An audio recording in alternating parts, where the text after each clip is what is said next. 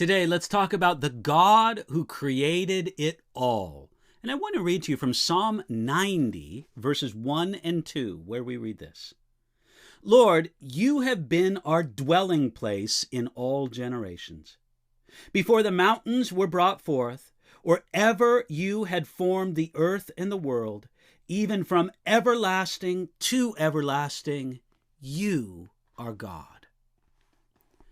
The truth of God's existence tells us about more than only God himself. It also tells us about who man is. A philosopher named Jean-Paul Sartre said that this was the essential problem of philosophy, that there is something instead of nothing. Why? Everything else in our life flows from the answer to this question. If everything around us, including ourselves, is the result of random, meaningless occurrences apart from the work of a creating God, then it says something about who I am. It also says something about my destiny and the destiny of the whole world. Now, of course, there was never a time when there was absolutely nothing, and the Bible tells us so. In the beginning, there was God. And there was a time before time began when there was only God.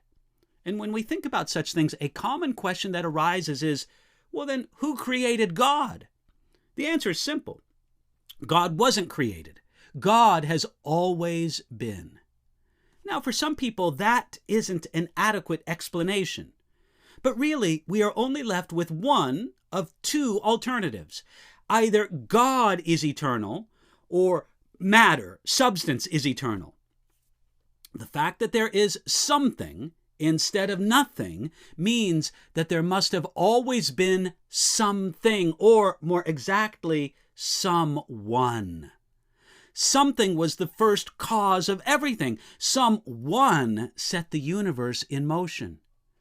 We understand that God, by definition, is the one who is uncreated, the one who has always been. At the same time, the Bible tells us that God has the power of self-existence. He does not depend on anything for his existence. We depend on air and water and even the good pleasure of God.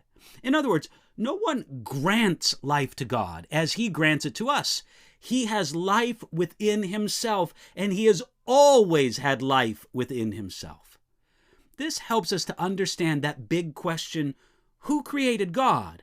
The answer is simply that no one created God. By definition, God is uncreated. He is self-existent. He's eternal, without beginning and without end.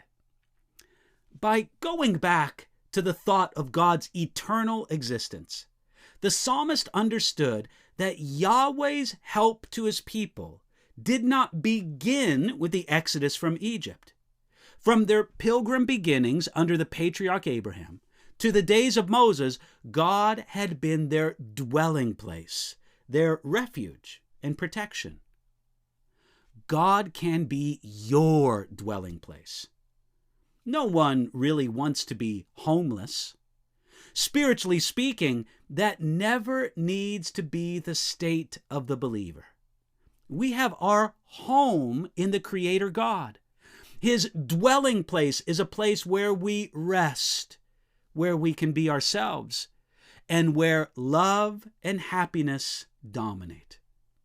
Today, the God who created everything wants to be your dwelling place. So, answer his invitation.